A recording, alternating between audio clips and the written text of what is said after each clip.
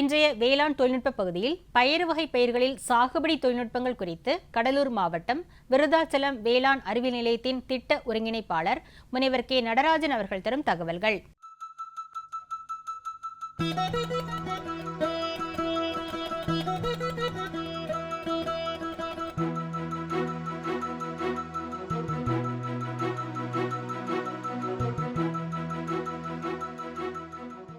பயிர் வகை பயிர்களில் சாகுபடி தொழில்நுட்பங்களை பற்றி முக்கியமாக உளுந்து சாகுபடி அதிகமாக பண்ணிகிட்ருக்கோம்.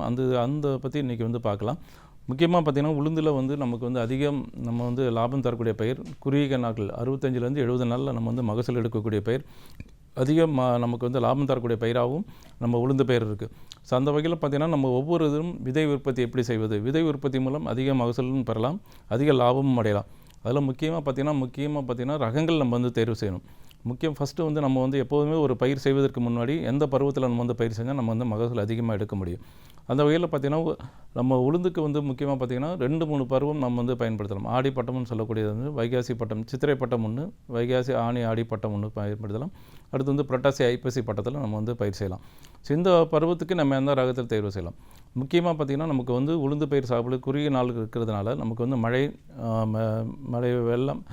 வெள்ளம் இல்லாமல், அடுத்து டெம்பரேச்சர் நம்ம பார்த்திங்கன்னா வெப்பநிலை அதிகமாக இருக்கக்கூடிய பகுதியிலும் பாதிப்பு அதிகமாக ஏற்படும். ஆகவே இந்த இடத்துல நம்ம முக்கியமாக ஒருங்கிணைந்த முறையில் எந்த சீசனில் நம்ம பயிர் செய்யணுன்று முக்கியமாக தேர்வு செய்யணும்.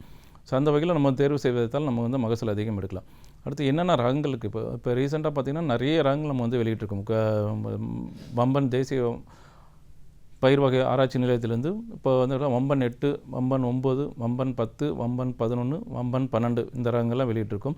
சில வம்பன் 8, 9, 10 எல்லாமே நம்ம 9 பார்த்திங்கன்னா நமக்கு நெல் தரிசில் பயன்படுத்தலாம். ஸோ இந்த ரகங்கள் நம்ம அதிக மகசூல் இந்த ரகங்கள் தேர்வு செய்து நம்ம விதைக்கலாம். அடுத்து பார்த்திங்கன்னா கோயம்புத்தூர் ஆராய்ச்சி நிலையத்திலேருந்து கோ 6, கோ 7, கோ 8 வரைக்கும் வந்திருக்கு. இதுவும் நம்ம பயன்படுத்தி கொள்ளலாம். அடுத்து பார்த்திங்கன்னா முக்கியமாக பார்த்திங்கன்னா நெல் தரிசுக்கு நம்ம ஆடுதுறை 3, ஆடுதுறை 5, ஆடுதுறை 7 அந்த ரகங்களை நம்ம பயன்படுத்தலாம். இது மட்டும் இல்லாமல் நம்ம ஒவ்வொரு பயிரும் செய்வதற்கு முன்னாடி விதை நேர்த்தி மிக முக்கியமானது.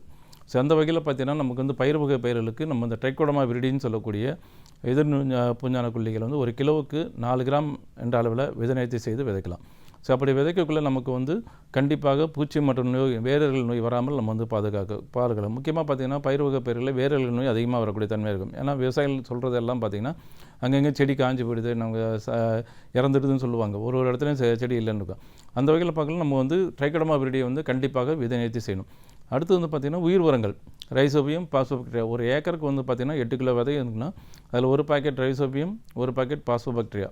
ஸோ ரைசோபியம் பார்த்திங்கன்னா ஒரு 200 கிராம் இருக்கும், பாஸ்போபாக்டீரியா ஒரு 200 கிராம் இருக்கும்.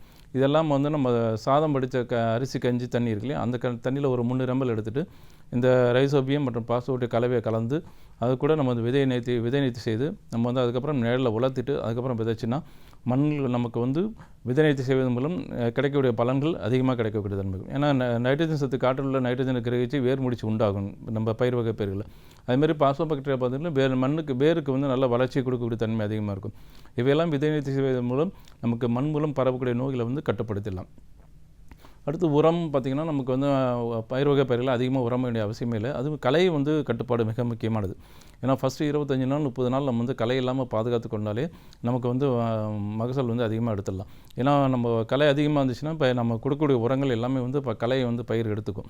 ஆகவே இந்த வகையில் பார்த்திங்கன்னா நமக்கு கலையை கட்டுப்படுத்துறதுக்கு நம்ம கோண வீடர் கொண்டு இது பண்ணலாம். நம்ம தோட்டக்கால் பயிர் இருந்தால் வரிசை விதைப்பு வச்சுன்னா கோண வீடர் அதுமாரி போடலாம்.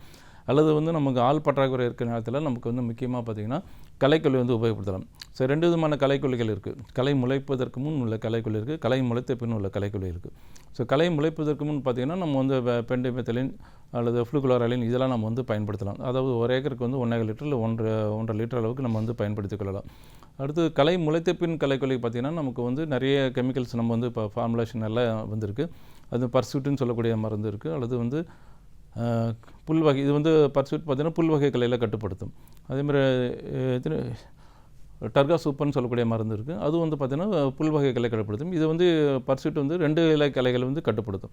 இவையெல்லாம் எப்போ தெளிக்கணும்னு பார்த்திங்கன்னா நடவு பயிர் செய்த பிறகு பயிர் வளர்ந்த பிறகு 20 to 25 நாட்கள் நம்ம தெளிக்கணும். தெளிக்கக்குள்ளே மழை இல்லாமல் பாதுகாத்து கொள்ளணும். ஸோ ஒரு ஒரு 2 நாளில் நமக்கு வந்து எஃபெக்ட் நல்லா தெரியும். ஆகவே அந்த இடத்துல வந்து நம்ம களைக்கொல்லியை உபயோகப்படுத்தினாலும் பயிருக்கு எந்த விதமான பாதிப்பும் ஏற்படாது. அடுத்து வந்து பார்த்திங்கன்னா இலைவழி நுண்ணூட்ட சத்து நம்ம வந்து பார்த்திங்கன்னா தமிழ்நாடு வேளாண்மை பல்கலைக்கழகத்திலேருந்து பார்த்திங்கன்னா உங்களுக்கு வந்து இலைவழி நுண்ணூட்ட சத்து மாளிகை நம்ம எப்போதுமே முன்னாடி டிஏபி கரைசல் வந்து தெளித்து நம்ம வந்து பயிர் பூக்கிற சமயத்தில் டிஏபி கரைசல் தெளிப்பாங்க, பிளானாஃபிக்ஸ் இதெல்லாம் தெளிச்சிட்டு இருப்பாங்க. ஸோ அது வந்து முதல் நாள் ஊற வச்சு நம்ம வடிகட்டி அது அடிக்கக்குள்ளே நமக்கு வந்து ஆளுடைய தன்மை அதிகமாக ஏற்படும். அது வந்து கட்டுப்படுத்துறதுக்கு நம்ம நேரடியாக இப்போ நுண்ணுட்ட சத்து அடங்கியல் வந்து நம்ம தமிழ்நாடு வேளாண்மை பல்கலைக்கழகத்தில் கொடுத்துருக்காங்க. அதாவது பயிர் ஒன்றன்னு சொல்லக்கூடிய அந்த நுண்ணூட்ட கலவையை வந்து கலந்து நம்ம தெளிச்சிங்கன்னா இலைவழியாக தெளிக்கிறது மூலம் நமக்கு வந்து மகசூலும் அதிகரிக்கும், பூ கொட்டுறது உதிர்வது வந்து குறையும், நமக்கு வந்து காய் நல்லா திரைச்சியாகவும் இருக்கும். ஆகவே அந்த டீனு பல்ஸ் ஒன்றன்னு சொல்லக்கூடியது வந்து ஒரு ஏக்கருக்கு வந்து 2 கிலோ, அந்த 2 கிலோ வந்து 200 லிட்டர் தண்ணியில் கரைச்சி நம்ம வந்து டைரெக்டாக ஸ்ப்ரே பண்ணலாம். ஸோ டிஏபினா முதல் நாள் ஊற வைக்கணும், அது அதிகமாக போனால் கூட நமக்கு வந்து தெளித்தா கூட நமக்கு ஸ்கார்ச்சிங் நம்ம வந்து இலை கருகி போயிடும். பட் இதில் வந்து பார்த்திங்கன்னா உங்களுக்கு வந்து நேரடியாகவே நம்ம வந்து ரெடிமேடாக நம்ம வந்து கலந்து 2 கிலோ வந்து 200 லிட்டர் தண்ணி கழிச்சு ஒரு ஏக்கருக்கு வந்து ஸ்ப்ரே பண்ணலாம்.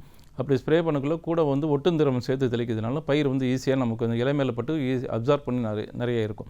ஆகவே இந்த பயிர் ஒன்றரை இந்த திரவ ஊக்கியை நம்ம வந்து கண்டிப்பாக பயன்படுத்தி மகசூல் வந்து அதிகப்படுது. ஏன்னா விவசாயிகள் இடத்துல இது எங்கெங்கெல்லாம் கிடைக்குன்னு பார்த்தீங்கன்னா தமிழ்நாடு வேளாண்மை பல்கலைக்கழக ஆராய்ச்சி நிலையங்கள் மற்றும் வந்து வேளாண்மை அறிவியல் நிலையத்தில் வந்து கிடைக்கும், வெளியில் மார்க்கெட்டில் வந்து கிடைக்காது.